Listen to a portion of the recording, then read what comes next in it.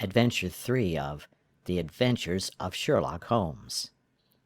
The Adventures of Sherlock Holmes by Sir Arthur Conan Doyle.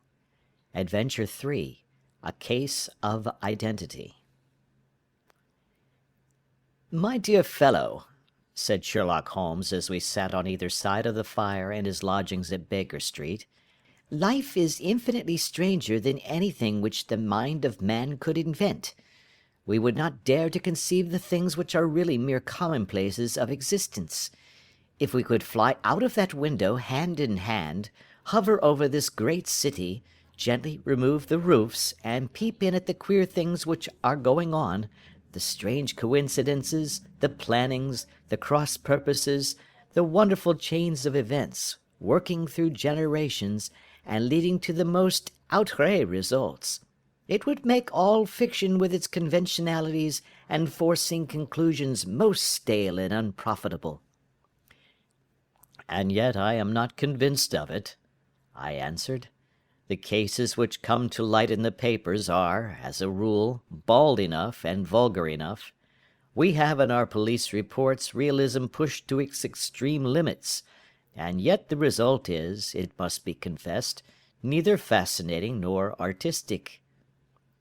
"A certain selection and discretion must be used in producing a realistic effect," remarked Holmes. "This is wanting in the police report, where more stress is laid, perhaps, upon the platitudes of the magistrate than upon the details, which to an observer contain the vital essence of the whole matter. Depend upon it, there is nothing so unnatural as the commonplace." I smiled and shook my head. "I can quite understand your thinking so," I said. "Of course, in your position of unofficial adviser and helper to everybody who is absolutely puzzled throughout 3 continents, you are brought in contact with all that is strange and bizarre. But here," I picked up the morning paper from the ground, "let us put it to a practical test. Here is the first heading upon which I come: A husband's cruelty to his wife. There is half a column of print, but I know without reading it that it is all perfectly familiar to me. There is, of course, the other woman, the drink, the push, the blow, the bruise, the sympathetic sister or landlady. The crudest of writers could invent nothing more crude." "Indeed, your example is an unfortunate one for your argument," said Holmes, taking the paper and glancing his eye down it.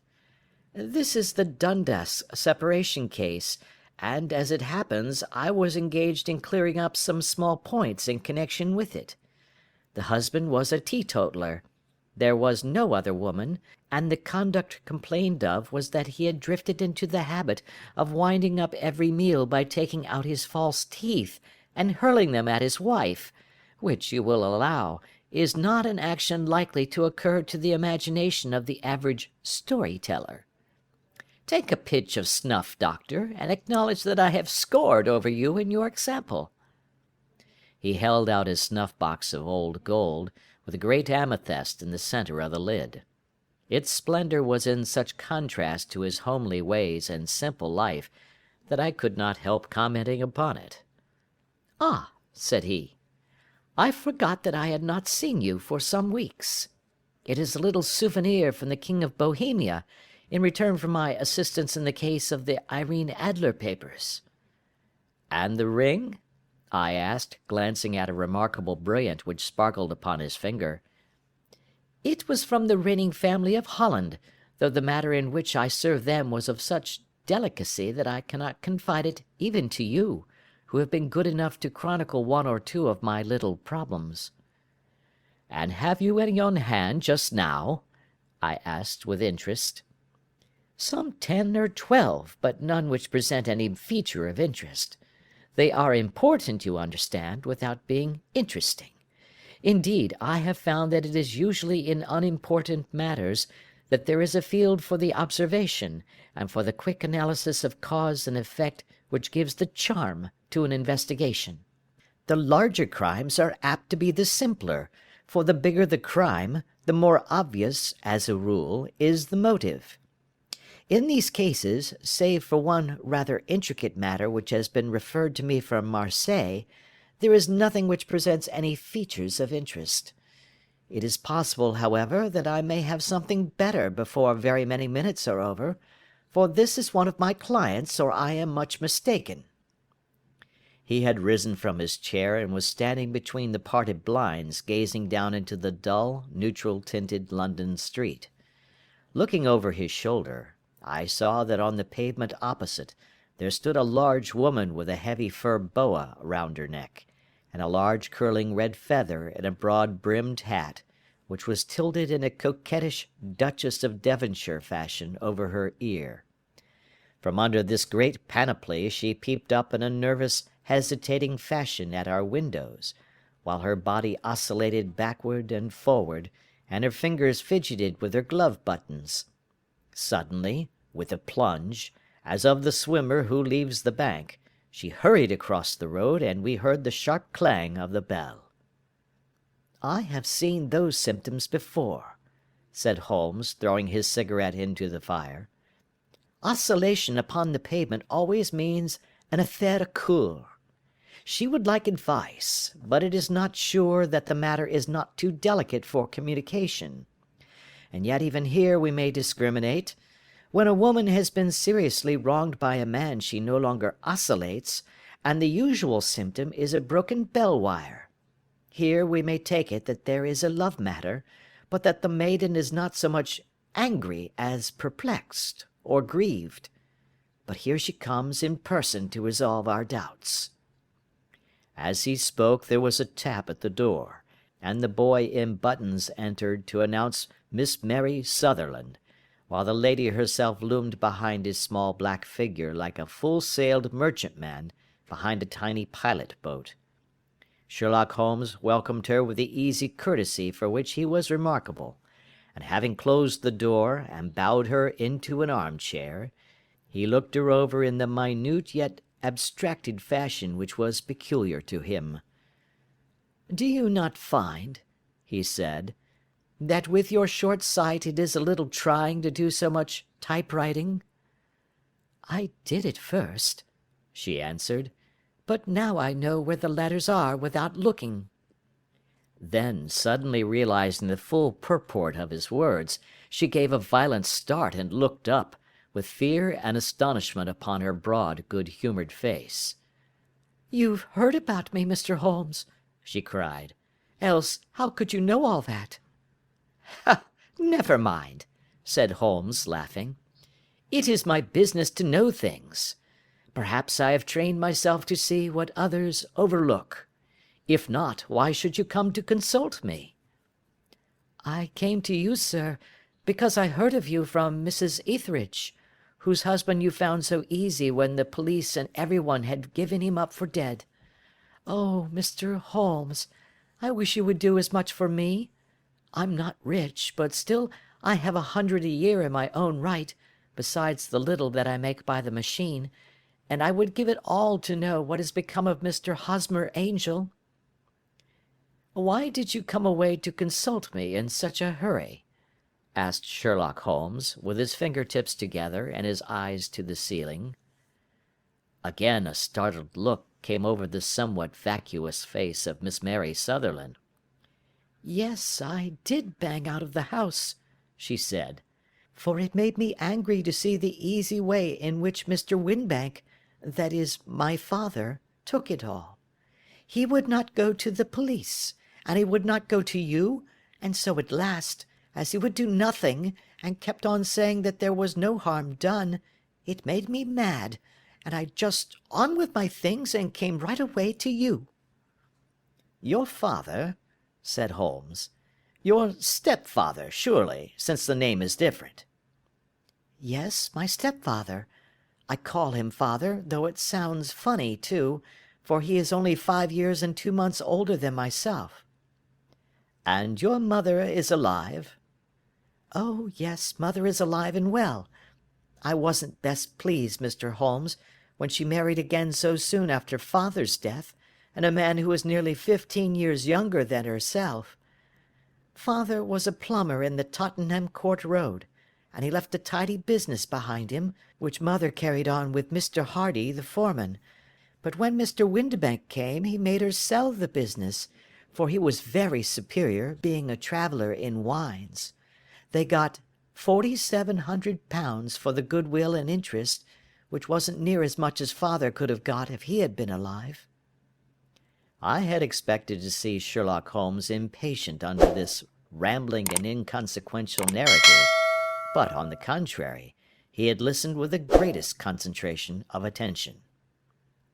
"Your own little income," he asked, "does it come out of the business?" "Oh, no, sir. It is quite separate, and was left me by my Uncle Ned in Auckland. It is in New Zealand stock, paying 4.5%. £2,500 was the amount, but I can only touch the interest." "You interest me extremely," said Holmes, "and since you draw so large a sum as 100 a year, with what you earn into the bargain, you no doubt travel a little and indulge yourself in every way. I believe that a single lady can get on very nicely upon an income of about £60. "I could do with much less than that, Mr. Holmes, but you understand that as long as I live at home I don't wish to be a burden to them, and so they have the use of the money just while I am staying with them. Of course, that is only just for the time. Mr. Windibank draws my interest every quarter and pays it over to mother, and I find that I can do pretty well with what I earn at typewriting. It brings me twopence a sheet, and I can often do from 15 to 20 sheets in a day." "You have made your position very clear to me," said Holmes. "This is my friend, Dr. Watson, before whom you can speak as freely as before myself. Kindly tell us now all about your connection with Mr. Hosmer Angel." A flush stole over Miss Sutherland's face, and she picked nervously at the fringe of her jacket. "I met him first at the gasfitters' ball," she said. "They used to send father tickets when he was alive, and then afterwards they remembered us, and sent them to mother. Mr. Windibank did not wish us to go. He never did wish us to go anywhere. He would get quite mad if I wanted so much as to join a Sunday school treat. But this time I was set on going, and I would go, for what right had he to prevent? He said the folk were not fit for us to know, when all father's friends were to be there, and he said that I had nothing fit to wear, when I had my purple plush that I had never so much as taken out of the drawer.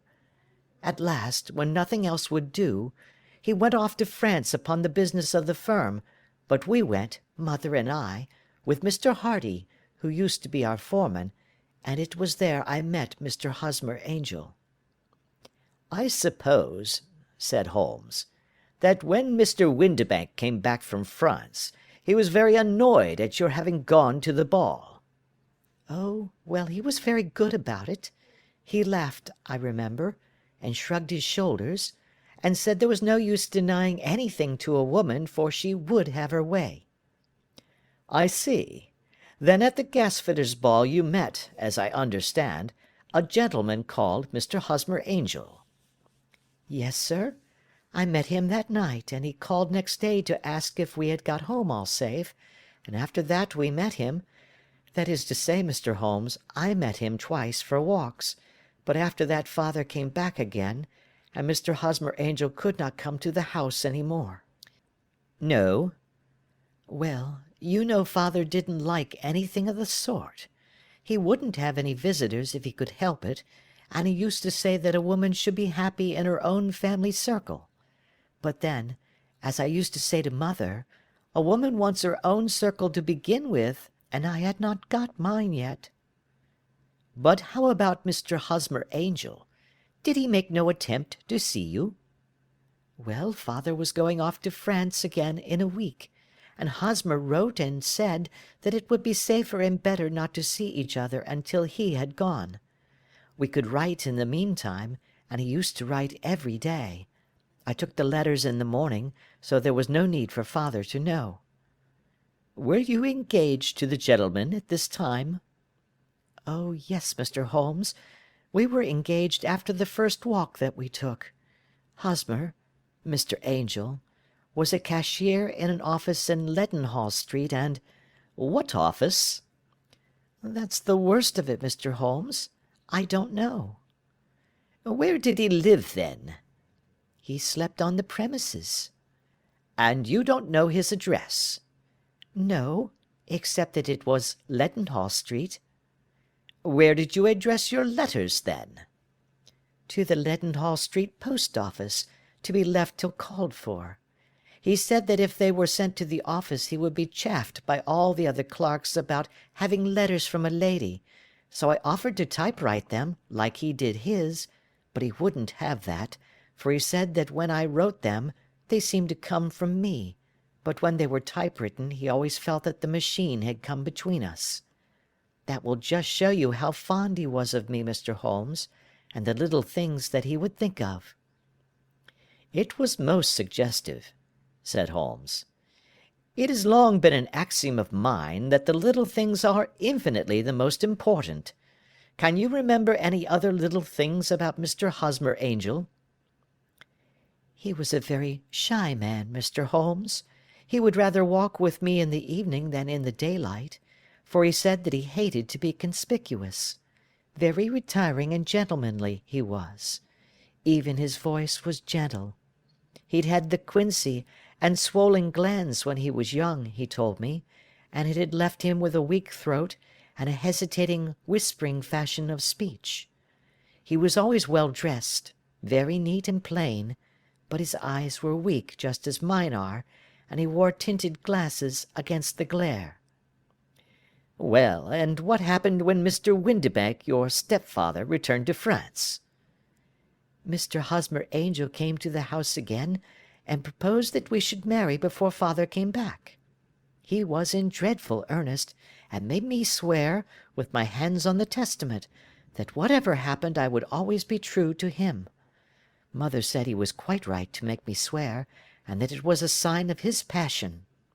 Mother was all in his favour from the first, and was even fonder of him than I was. Then, when they talked of marrying within the week, I began to ask about father, but they both said never to mind about father, but just to tell him afterwards, and mother said she would make it all right with him. I didn't quite like that, Mr. Holmes. It seemed funny that I should ask his leave, as he was only a few years older than me, but I didn't want to do anything on the sly, so I wrote to father at Bordeaux, where the company has its French offices, but the letter came back to me on the very morning of the wedding." "It missed him, then?" "Yes, sir, for he had started to England just before it arrived." "Ha! That was unfortunate. Your wedding was arranged, then, for the Friday. Was it to be in church?" "Yes, sir, but very quietly. It was to be at St. Saviour's, near King's Cross, and we were to have breakfast afterwards at the St. Pancras Hotel.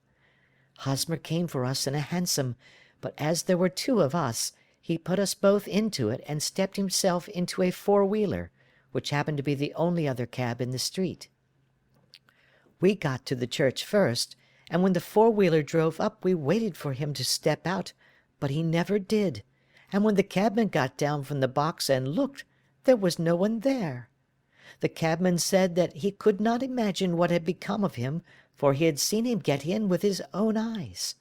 That was last Friday, Mr. Holmes, and I have neither seen nor heard anything since then to throw any light upon what has become of him."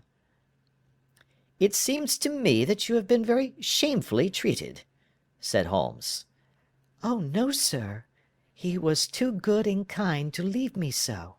Why, all the morning he was saying to me that, whatever happened, I was to be true, and that even if something quite unforeseen occurred to separate us, I was always to remember that I was pledged to him, and that he would claim his pledge sooner or later. It seemed strange talk for a wedding morning, but what has happened since gives a meaning to it." "Most certainly it does. Your own opinion is, then, that some unforeseen catastrophe has occurred to him?" "Yes, sir. I believe that he foresaw some danger, or else he would not have talked so, and then I think that what he foresaw happened." But you have no notion as to what it could have been. None. One more question. How did your mother take the matter? She was angry, and said that I was never to speak of the matter again. And your father? Did you tell him? Yes, and he seemed to think, with me, that something had happened, and that I should hear of Hosmer again. As he said, what interest could anyone have in bringing me to the doors of the church, and then leaving me? Now, if he had borrowed my money, or if he had married me and got my money settled on him, there might be some reason, but Hosmer was very independent about money, and never would look at a shilling of mine. And yet, what could have happened? And why could he not write? Oh, it drives me half mad to think of it, and I can't sleep a wink at night." She pulled a little handkerchief out of her muff, and began to sob heavily into it. "I shall glance into the case for you," said Holmes, rising, "and I have no doubt that we shall reach some definite result. Let the weight of the matter rest upon me now, and do not let your mind dwell upon it further. Above all, try to let Mr. Hosmer Angel vanish from your memory, as he has done from your life." "Then you don't think I'll see him again?" "I fear not." "Then what has happened to him?" "You will leave that question in my hands. I should like an accurate description of him, and any letters of his which you can spare." "I advertised for him in last Saturday's Chronicle," said she. "Here is the slip, and here are 4 letters from him." "Thank you. And your address?" "Number 31 Lion Place, Camberwell." "Mr. Angel's address you never had, I understand. Where is your father's place of business?" "He travels for Westhouse and Marbank, the great claret importers of Fenchurch Street." "Thank you. You have made your statement very clearly. You will leave the papers here, and remember the advice which I have given you. Let the whole incident be a sealed book, and do not allow it to affect your life." "You are very kind, Mr. Holmes, but I cannot do that. I shall be true to Hosmer. He shall find me ready when he comes back." For all the preposterous hat and the vacuous face, there was something noble in the simple faith of our visitor which compelled our respect. She laid her little bundle of papers upon the table and went her way, with a promise to come again whenever she might be summoned. Sherlock Holmes sat silent for a few minutes with his finger-tips still pressed together, his legs stretched out in front of him, and his gaze directed upward to the ceiling. Then he took down from the rack the old and oily clay pipe, which was to him as a counsellor, and, having lit it, he leaned back in his chair, with the thick blue cloud-wreaths spinning up from him, and a look of infinite languor in his face. "Quite an interesting study, that maiden," he observed. "I found her more interesting than her little problem, which, by the way, is rather a trite one. You will find parallel cases, if you consult my index, in Andover in '77, and there was something of the sort at The Hague last year. Old as is the idea, however, there were 1 or 2 details which were new to me, but the maiden herself was most instructive." "You appeared to read a good deal upon her which was quite invisible to me," I remarked. "Not invisible, but unnoticed, Watson. You did not know where to look, and so you missed all that was important. I can never bring you to realize the importance of sleeves, the suggestiveness of thumbnails, or the great issues that may hang from a bootlace. Now, what did you gather from that woman's appearance? Describe it."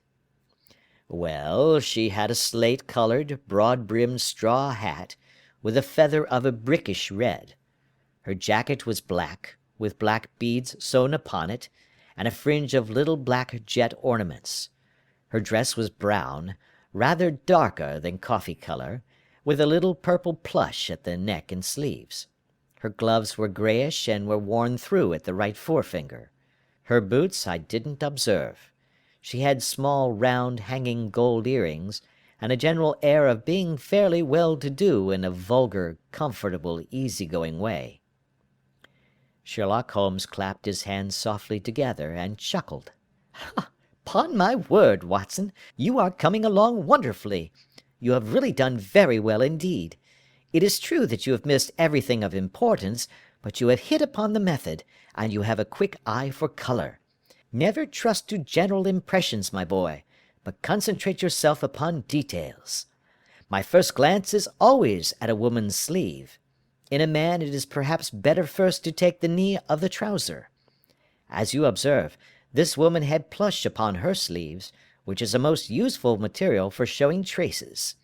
The double line a little above the wrist, where the typewriter presses against the table, was beautifully defined. The sewing machine, of the hand type, leaves a similar mark, but only on the left arm, and on the side of it farthest from the thumb, instead of being right across the broadest part, as this was. I then glanced at her face, and, observing the dint of a pince-nez at either side of her nose, I ventured to remark upon short sight in typewriting, which seemed to surprise her. It surprised me. But surely it was obvious. I was then much surprised and interested on glancing down to observe that, though the boots which she was wearing were not unlike each other, they were really odd ones, the one having a slightly decorated toe cap, and the other a plain one. One was buttoned only in the 2 lower buttons out of 5, and the other at the 1st, 3rd, and 5th. Now, when you see that a young lady, otherwise neatly dressed, has come away from home with odd boots, half buttoned, it is no great deduction to say that she came away in a hurry. And what else? I asked, keenly interested, as I always was, by my friend's incisive reasoning. I noted, in passing, that she had written a note before leaving home, but after being fully dressed. You observed that her right glove was torn at the forefinger, but you did not apparently see that both glove and finger were stained with violet ink. She had written in a hurry and dipped her pen too deep. It must have been this morning, or the mark would not remain clear upon the finger. All this is amusing, though rather elementary, but I must go back to business, Watson.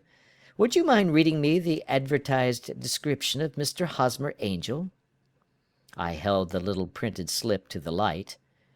Missing, it said, on the morning of the 14th, a gentleman named Hosmer Angel, about 5 feet 7 inches in height, strongly built, sallow complexion, black hair, a little bald in the centre, bushy black side whiskers and moustache, tinted glasses, slight infirmity of speech, was dressed when last seen in black frock coat faced with silk, black waistcoat, gold Albert chain, and grey Harris tweed trousers, with brown gaiters over elastic-sided boots, known to have been employed in an office in Leadenhall Street. Anybody bringing— "That will do," said Holmes. "As to the letters," he continued, glancing over them, "they are very commonplace. Absolutely no clue in them to Mr. Angel, save that he quotes Balzac once. There is one remarkable point, however, which will no doubt strike you." "They are typewritten," I remarked. "Not only that, but the signature is typewritten. Look at the neat little Hosmer Angel at the bottom.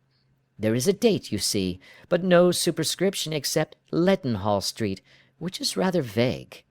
The point about the signature is very suggestive. In fact, we may call it conclusive." "Of what?" "My dear fellow, is it possible you do not see how strongly it bears upon the case?" "I cannot say that I do, unless it were that he wished to be able to deny his signature if an action for breach of promise were instituted." "No, that was not the point. However, I shall write 2 letters, which should settle the matter. One is to a firm in the city, the other is to the young lady's stepfather, Mr. Windibank, asking him whether he could meet us here at 6 o'clock to-morrow evening.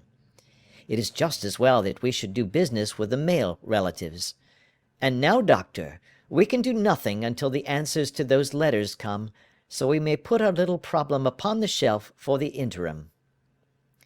I had had so many reasons to believe in my friend's subtle powers of reasoning and extraordinary energy in action, that I felt that he must have some solid grounds for the assured and easy demeanour with which he treated the singular mystery which he had been called upon to fathom. Once only had I known him to fail, in the case of the King of Bohemia and the Irene Adler photograph. But when I looked back to the weird business of the sign of 4, and the extraordinary circumstances connected with the study in scarlet, I felt that it would be a strange tangle indeed, which he could not unravel. I left him then, still puffing at his black clay pipe, with the conviction that when I came again on the next evening, I would find that he held in his hands all the clues which would lead up to the identity of the disappearing bridegroom of Miss Mary Sutherland. A professional case of great gravity was engaging my own attention at the time, and the whole of next day I was busy at the bedside of the sufferer. It was not until close upon 6 o'clock that I found myself free, and was able to spring into a hansom and drive to Baker Street, half afraid that I might be too late to assist at the dénouement of the little mystery. I found Sherlock Holmes alone, however, half asleep, with his long, thin form curled up in the recesses of his armchair. A formidable array of bottles and test tubes, with a pungent, cleanly smell of hydrochloric acid, told me that he had spent his day in the chemical work which was so dear to him. "Well, have you solved it?" I asked as I entered. Yes, it was the bisulfate of baryta. "No, no, the mystery!" I cried. Oh, that! I thought of the salt that I had been working upon. There was never any mystery in the matter, though, as I said yesterday, some of the details are of interest. The only drawback is that there is no law, I fear, that can touch the scoundrel." "Who was he, then, and what was his object in deserting Miss Sutherland?" The question was hardly out of my mouth, and Holmes had not yet opened his lips to reply, when we heard a heavy footfall in the passage, and a tap at the door. "This is the girl's stepfather, Mr. James Windibank," said Holmes. "He has written to me to say that he would be here at 6. Come in." The man who entered was a sturdy, middle-sized fellow, some 30 years of age, clean-shaven, and sallow-skinned, with a bland, insinuating manner, and a pair of wonderfully sharp and penetrating grey eyes. He shot a questioning glance at each of us, placed his shiny top-hat upon the sideboard, and with a slight bow sidled down into the nearest chair. "Good evening, Mr. James Windibank," said Holmes. "I think that this typewritten letter is from you, in which you have made an appointment with me for 6 o'clock?" "Yes, sir. I am afraid that I am a little late, but I am not quite my own master, you know. I am sorry that Miss Sutherland has troubled you about this little matter, for I think it is far better not to wash linen of the sort in public. It was quite against my wishes that she came, but she is a very excitable, impulsive girl, as you may have noticed, and she is not easily controlled when she has made up her mind on a point. Of course, I did not mind you so much, as you are not connected with the official police, but it is not pleasant to have a family misfortune like this noised abroad. Besides, it is a useless expense, for how could you possibly find this Hosmer Angel?" "On the contrary," said Holmes quietly, "I have every reason to believe that I will succeed in discovering Mr. Hosmer Angel."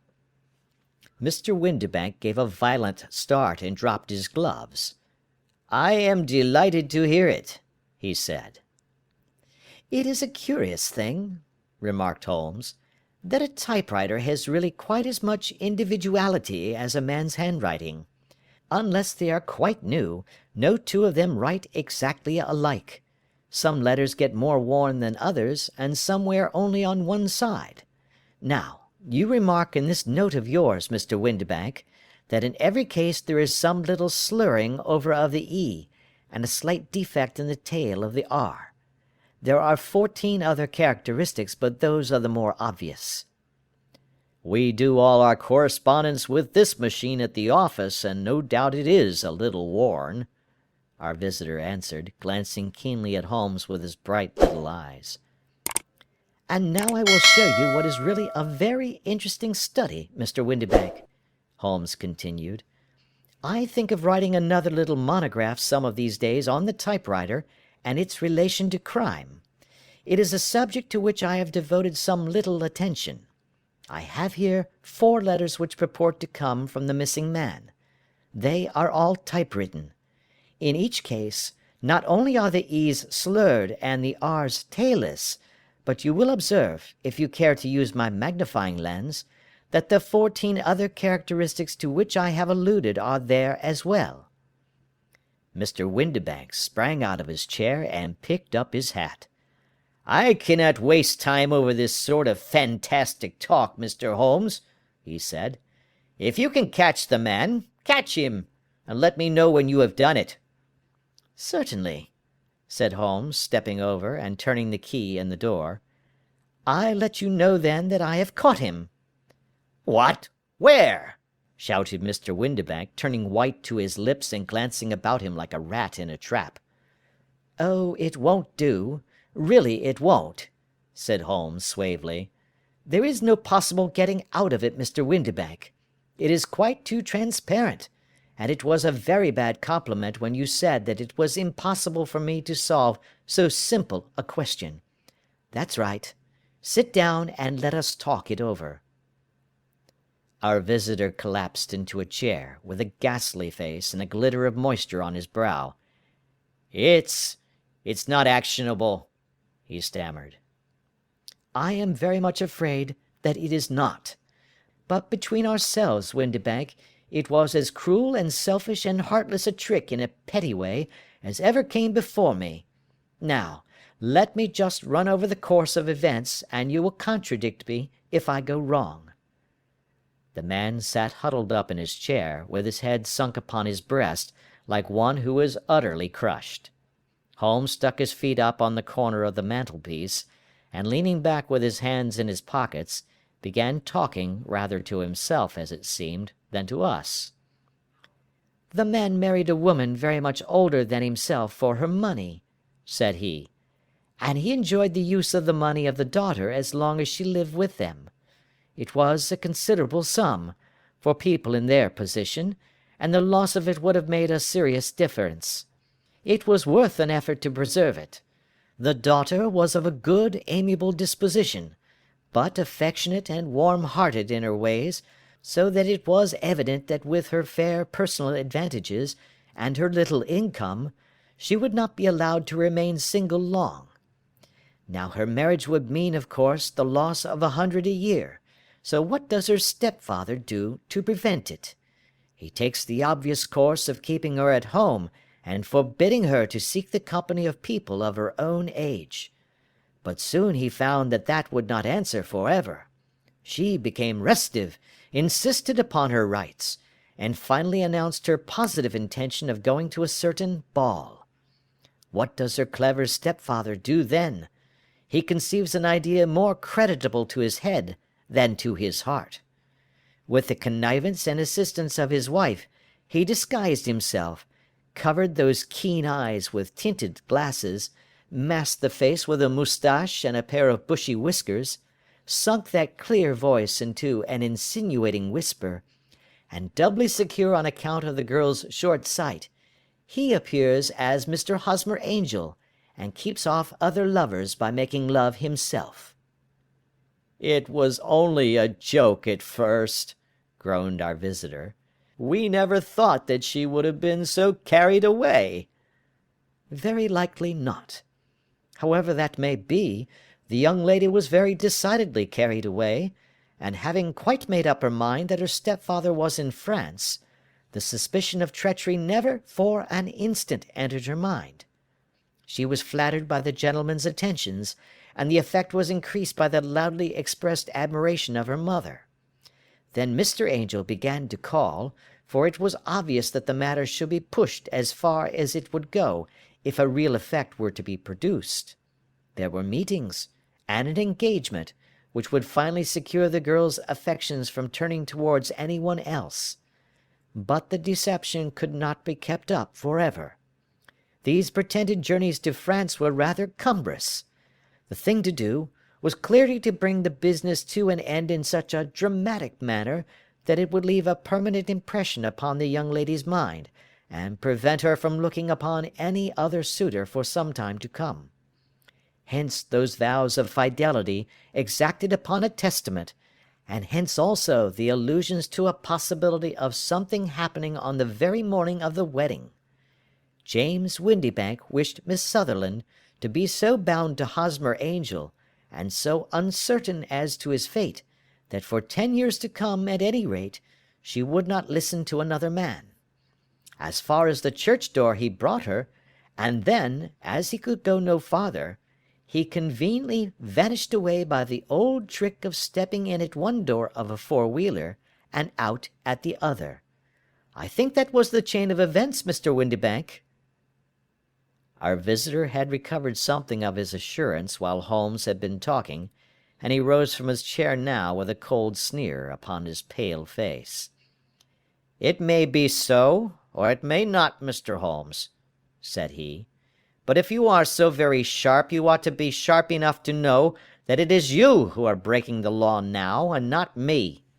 I have done nothing actionable from the first, but as long as you keep that door locked, you lay yourself open to an action for assault and illegal constraint." "The law cannot, as you say, touch you," said Holmes, unlocking and throwing open the door. "Yet there never was a man who deserved punishment more. If the young lady has a brother or a friend, he ought to lay a whip across your shoulders, by Jove," he continued, flushing up at the sight of the bitter sneer upon the man's face. "It is not part of my duties to my client, but here's a hunting crop handy, and I think I shall just treat myself to—" He took 2 swift steps to the whip, but before he could grasp it there was a wild clatter of steps upon the stairs, the heavy hall door banged, and from the window we could see Mr. James Windibank running at the top of his speed down the road. "There's a cold-blooded scoundrel," said Holmes, laughing, as he threw himself down into his chair once more. "That fellow will rise from crime to crime until he does something very bad, and ends on a gallows. The case has, in some respects, been not entirely devoid of interest." "I cannot now entirely see all the steps of your reasoning," I remarked. "Well, of course it was obvious from the first that this Mr. Hosmer Angel must have some strong object for his curious conduct, and it was equally clear that the only man who really profited by the incident, as far as we could see, was the stepfather. Then the fact that the 2 men were never together, but that the one always appeared when the other was away, was suggestive. So were the tinted spectacles and the curious voice, which both hinted at a disguise, as did the bushy whiskers. My suspicions were all confirmed by his peculiar action in typewriting his signature, which, of course, inferred that his handwriting was so familiar to her that she would recognize even the smallest sample of it. You see, all these isolated facts, together with many minor ones, all pointed in the same direction." "And how did you verify them?" "Having once spotted my man, it was easy to get corroboration. I knew the firm for which this man worked. Having taken the printed description, I eliminated everything from it which could be the result of a disguise, the whiskers, the glasses, the voice, and I sent it to the firm, with a request that they would inform me whether it answered to the description of any of their travellers. I had already noticed the peculiarities of the typewriter, and I wrote to the man himself at his business address, asking him if he would come here. As I expected, his reply was typewritten, and revealed the same trivial but characteristic defects. The same post brought me a letter from Westhouse and Marbank, of Fenchurch Street, to say that the description tallied in every respect with that of their employee, James Windibank. Voilà tout." "And Miss Sutherland?" "If I tell her, she will not believe me. You may remember the old Persian saying, 'There is danger for him who taketh the tiger cub, and danger also for whoso snatches a delusion from a woman.' There is as much sense in Hafiz as in Horace, and as much knowledge of the world. End of Adventure 3.